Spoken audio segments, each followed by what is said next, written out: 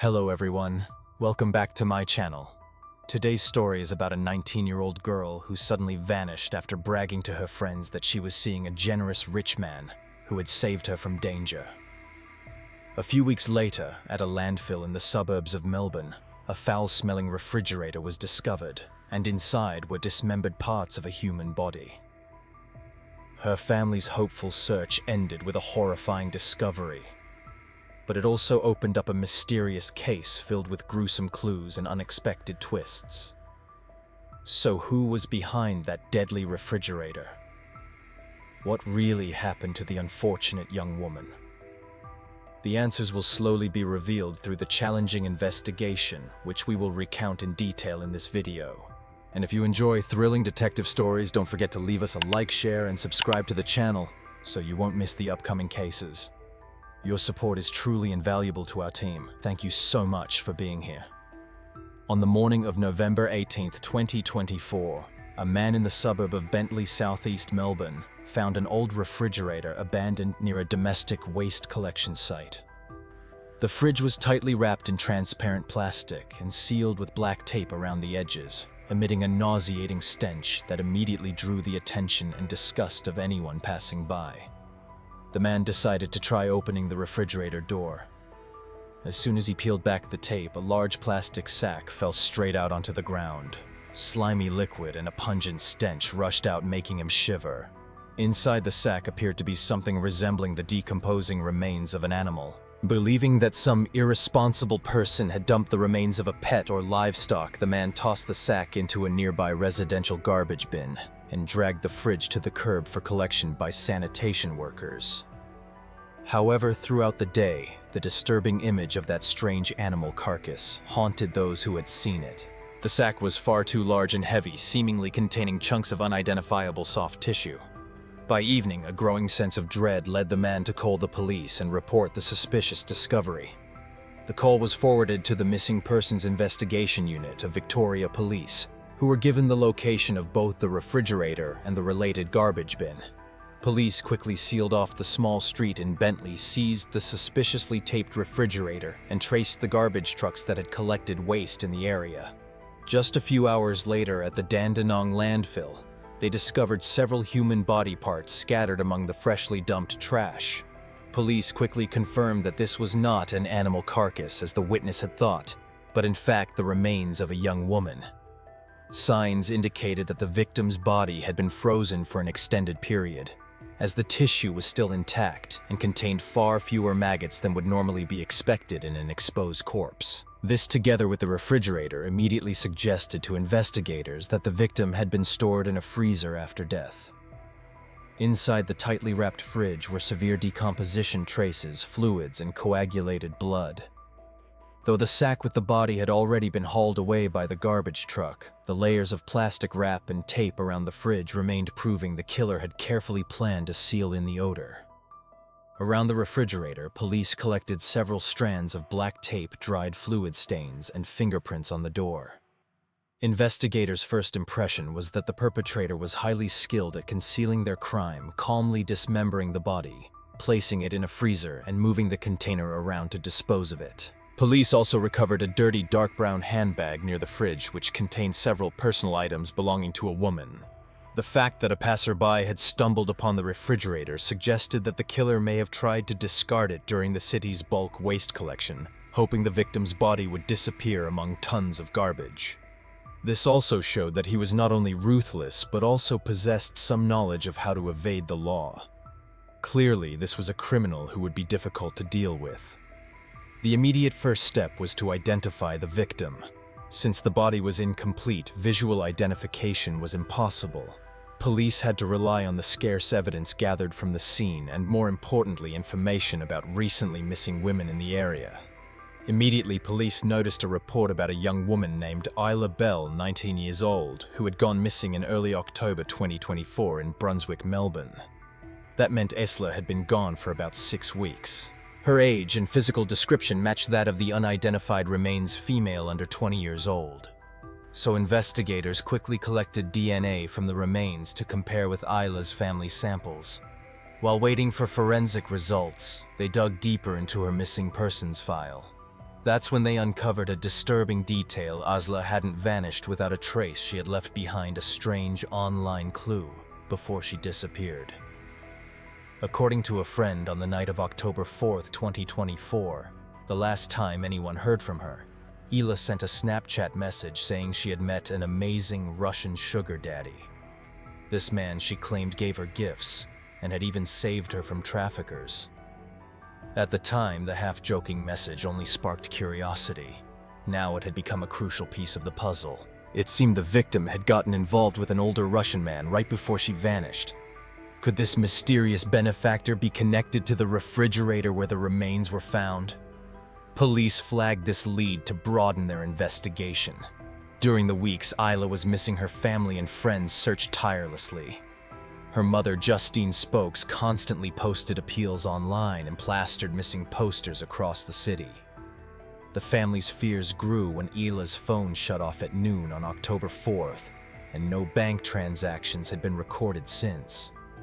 Dozens of sightings were reported, but every single one turned out to be a false lead. The case seemed to be stalling until the third week of October, when Victoria's Missing Persons Unit upgraded its priority and launched a deeper investigation. Records show that Isla Jane Bell, born in 2004, grew up in the Dandenong Ranges of Victoria, a region of lush forests and national parks. From a young age, Isla was known for her love of nature, caring for plants and animals. Friends and family described her as creative, strong-willed, yet deeply compassionate. In early 2024, Isla moved from her hometown to Brunswick, Melbourne, to live with an uncle while pursuing job opportunities and city life. There she worked at a nursery in nearby Callista, not far from home. Even though she lived away from her parents and younger sister Isla, stayed in close touch with her family. Her mother Justine saw Isla not only as a daughter, but as a close friend. The two spoke frequently, sharing daily joys and struggles. With her striking looks and independent spirit, Isla made friends easily, often with people much older than her. Her family sometimes worried about her trusting, adventurous nature, as she was never afraid to talk to strangers or try risky new experiences. At the time she went missing, Isla was looking forward to her 20th birthday. Her family had planned a trip to the Great Barrier Reef to celebrate.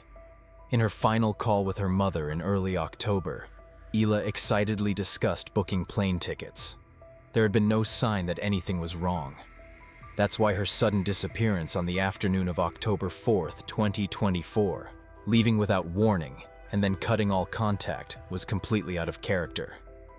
To search for Isla, the investigation team extracted data from her mobile phone based on the registered IMEI number and SIM card.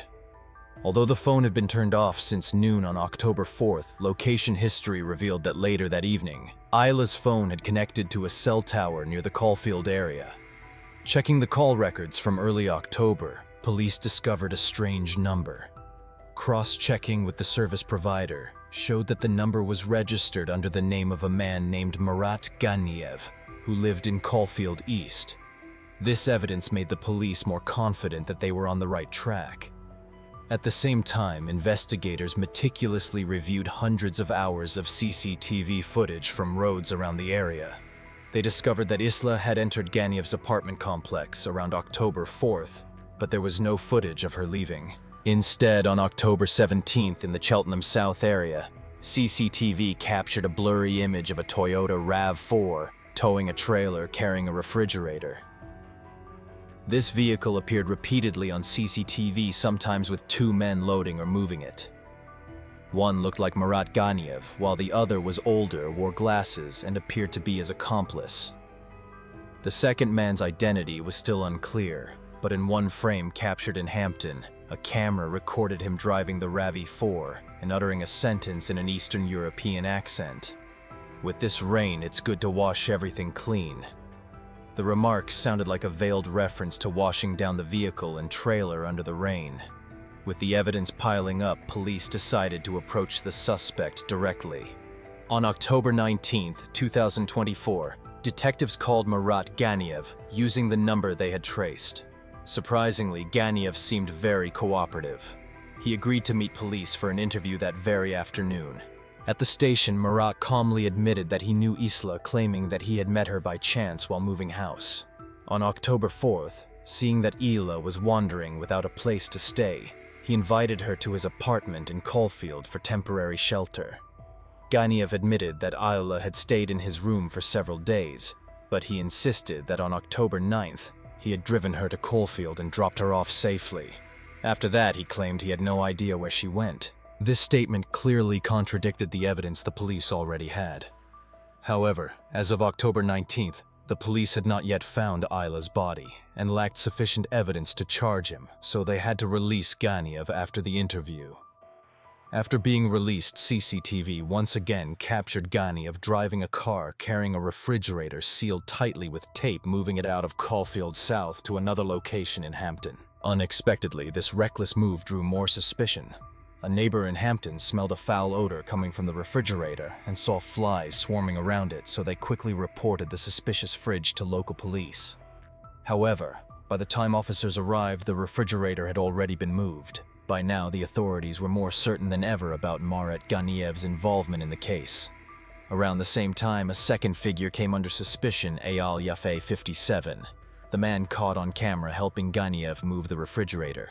Tracing the license plate of a Toyota RAV4, investigators identified the owner as Yaffe, a resident of Hampton. On October 28th, police brought Yaffe in for questioning. At first, he admitted knowing Ganiev and confirmed that he had been asked to deliver a new refrigerator to the apartment on October 9th, then later to help dispose of the old one on October 17th. Yaffe insisted he had no knowledge of Isla or any crime, claiming he was simply helping a friend move and didn't ask questions. But under deeper questioning, investigators found troubling inconsistencies. Why did Yaffe suddenly cut short his trip to Winton after receiving a late-night call from Ganiev on October 8th, rushing back to Melbourne the very next day? And why did he meticulously clean the RAV4, used to transport the fridge, even muttering good thing the rain washed it off? These behaviors were difficult to explain away as innocent. The turning point came on November 19, 2024, just one day after the refrigerator was recovered. Forensic analysis confirmed that the DNA from the remains matched the DNA of Isla's family.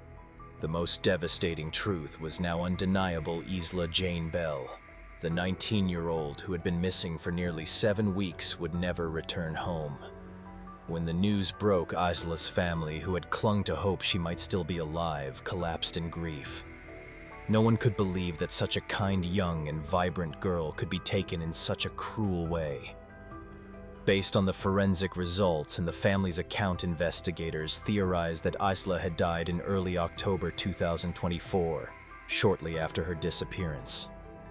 Her body had been kept in cold storage for days. This suggested that the crime scene was likely an apartment or house with a large refrigerator, and most likely it was the suspect's own home. Moreover, the clue about a Russian sugar daddy from Isla's messages steered the investigation toward a middle-aged Russian man living in Melbourne connected with Isla just before she vanished. An initial profile of the suspect emerged: a man in his 40s to 60s, with access to a vehicle, car, or van, ties to the local Russian community, and suspicious behavior immediately after early October, the time Isla was believed to have been killed. The entire refrigerator and other items recovered from the Glen Huntly site were sent to the lab for analysis. Technicians found faint fingerprints on the tape wrapped around the fridge and on its door. These prints were quickly cross-checked against the national database. The result was shocking. They matched Marat Ganiev, 53. The discovery shook the investigation. Records showed that Ganiev, an Eastern European immigrant living in Caulfield, had previously been investigated for drug possession. This detail aligned perfectly with the Russian benefactor clue that Isla had mentioned. There was no doubt now Marat Ganiev was the man responsible for her death. Police immediately searched Ganiev's apartment. Inside, investigators were stunned to find an extensive surveillance system installed throughout the home. Ironically, this very system provided critical evidence. Footage captured through the kitchen window at 12:43 a.m. on October 5th showed Isla in a heated argument with Ganiev. Suddenly, Marat struck her, causing her head to snap to the side.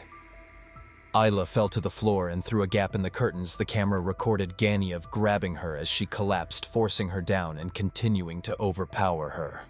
A moment later, when her head lifted weakly, his arm pressed down firmly again. The violent moment lasted only briefly before the curtains were drawn shut. The footage ended around 2 a.m., with no further movement inside. This was likely the fateful moment when Ila lost her life on Murat Ganiev's kitchen floor. Investigators also combed through his computer and found disturbing searches, such as how to clean stains from the floor and Dandenong landfill Melbourne opening hours. Combined with the earlier evidence, Ganiev's fingerprints on the fridge, Isla's belongings, and dashcam footage, the full picture of the crime was coming together. Now the task force was confident Murat Ganiev was the killer, and Ayal Yafe was his accomplice in covering it up. Still, police considered whether others might be involved. Another name surfaced: Miroson, a friend of Ganiev's who was reportedly present during the October 5th move, and also on October 9th, when the refrigerator was delivered. Miroson was briefly questioned, but he claimed he only helped Ganiev move, saw a young woman with him, and knew nothing else. With no evidence linking him directly to the crime or its cover-up, he was ruled out as a main suspect. Ultimately, all signs pointed back to the tragic connection between Isla and Murat Ganiev. With overwhelming evidence in hand, Melbourne police prepared a coordinated operation to prevent the suspects from fleeing. At dawn on November 19, 2024, over 6 weeks after Isla's disappearance, task forces simultaneously raided 3 locations: Murat Ganiev's apartment in Caulfield, Ayal Yafe's residence in Brighton East, and a warehouse in Mordialloc, where the refrigerator had once been stored in a truck. Murat Ganiev was arrested right inside his apartment. He looked shocked, put up only weak resistance, and lowered his head once the handcuffs were on. At the scene, police collected important evidence: stains suspected to be blood hidden under fresh paint in the kitchen, scratches on the floor that matched the struggle captured on CCTV, and some of Isla's belongings stuffed inside the suspect's closet. Ayal Yafe was arrested at his home just before he planned to head to the airport for a flight to Bulgaria on November 20th. The timely arrest stopped his escape attempt. Both Ganiev and Yafe were immediately brought in for questioning. Confronted with undeniable evidence, Ganiev admitted partly to the crime, saying he handled and transported Isla's body, but denied being the one who caused her death. He claimed she passed away by accident, and he panicked. Meanwhile, Yafe tried to evade responsibility, insisting he had no knowledge of the tragedy, and arguing that he was only helping a friend move items, not knowing what was inside. Regardless, both men were jailed awaiting legal proceedings. To fully understand this case, we need to rewind to early October 2024. It began on October 4th when Isla left her home in Brunswick, and likely met Murat Ganiev the following day. He approached her pretending to be a kind man, making up a story that she was being followed, and inviting her to his apartment in Caulfield for safety. On the evening of October 5th, security cameras captured Isla entering his apartment with him. Isla stayed there through October 6th, still keeping in touch with friends, and feeling grateful, believing Ganiev was a good person. But in the early hours of October 7th, a violent altercation broke out between them. Perhaps Isla realized his true intentions and tried to leave.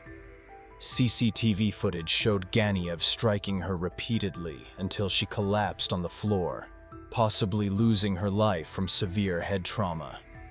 Instead of calling for help, Ganiev chose to hide what had happened. He dragged Isla into a room and concealed her remains inside his refrigerator. After that, Ganiev called Ayal Yafe for assistance. The refrigerator containing Isla was kept frozen in his apartment until October 9th, when Yafe arrived with an RX truck. Ganiev revealed what was inside, and the two replaced the old refrigerator with a new one, moving the original fridge with Isla still inside to Mordialloc. That fridge was then taken to an abandoned house in Caulfield South, where Yafe and Ganiev cleaned their vehicle and covered it with tarps. For over a week, from October 10th to 16, the refrigerator was wrapped in plastic and sealed with black tape to contain the odor. By October 15th, Isla's mother had posted a missing persons notice online.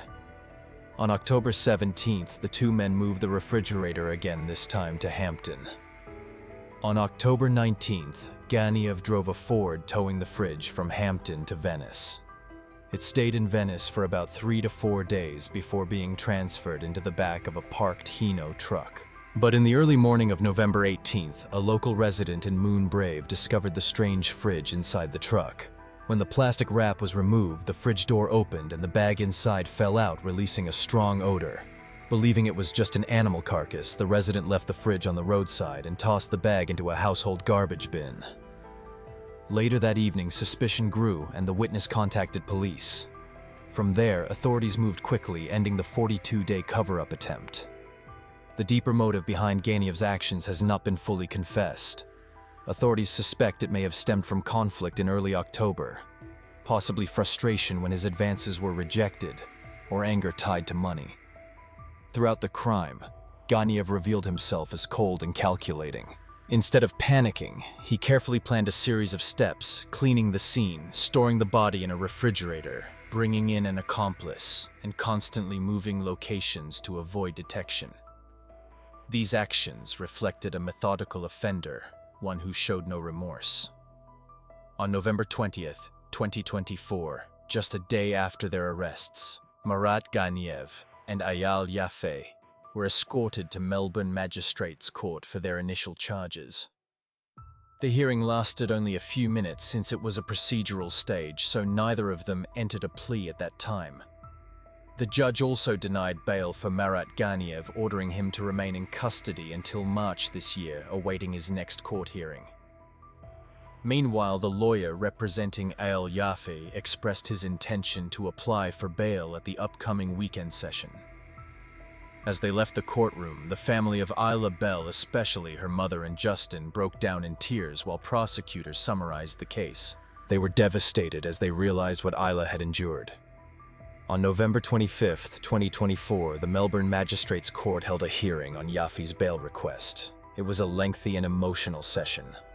Prosecutors described Yaffe as a cold accomplice, pointing out that he had helped move the refrigerator containing Isla's body for nearly 3 weeks. A cruel and deeply disturbing act. Police also raised serious concerns about the high risk of flight, noting that Yaffe had booked an international flight ticket immediately after his first interrogation. They further highlighted his criminal record and questionable assets, arguing he had the resources and means to create a false identity and escape abroad.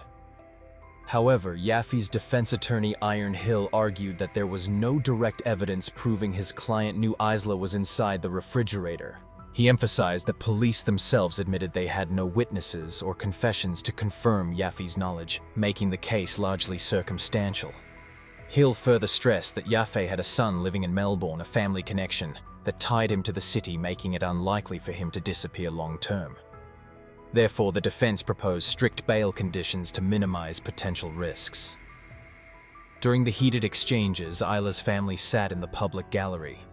Her mother was visibly shaken as the harrowing details were repeated in court. At one point, Isla's uncle burst into tears at the thought that Yaffe might be granted bail.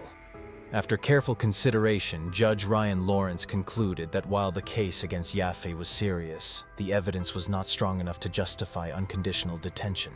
Ultimately, the judge granted Yaffe bail under extremely strict conditions: a 20 million Australian dollar bond, roughly 13 million US dollars, the surrender of his passport, GPS, monitoring a nighttime curfew, and mandatory check-ins with police 3 times a week. The decision left Isla's supporters in the courtroom, heartbroken. Still, the judge reassured them that the investigation was ongoing. Bail did not mean acquittal. Meanwhile, Marat Ganiev remained behind bars awaiting trial. Preliminary hearings were expected to take place later this year, given the complexity of the case and the large amount of evidence to be processed. The court granted prosecutors until May 2025 to finalize charges: Ganiev for first-degree murder and Yaffe for being an accessory after the fact. If convicted, Marat Ganiev could face life imprisonment, as Australian law imposes some of the harshest penalties for aggravated murder cases, especially when concealment is involved. Ael Yafi, on the other hand, could face a maximum sentence of 5 years for aiding a murderer after the crime. But what about you? What do you think of these potential sentences? Do you believe they are enough to deter criminals like this? Share your thoughts in the comments below. And if you found today's story worth following, don't forget to leave a like, hit subscribe, and stay with us for more gripping true crime stories. Until then, I'll see you in the next video.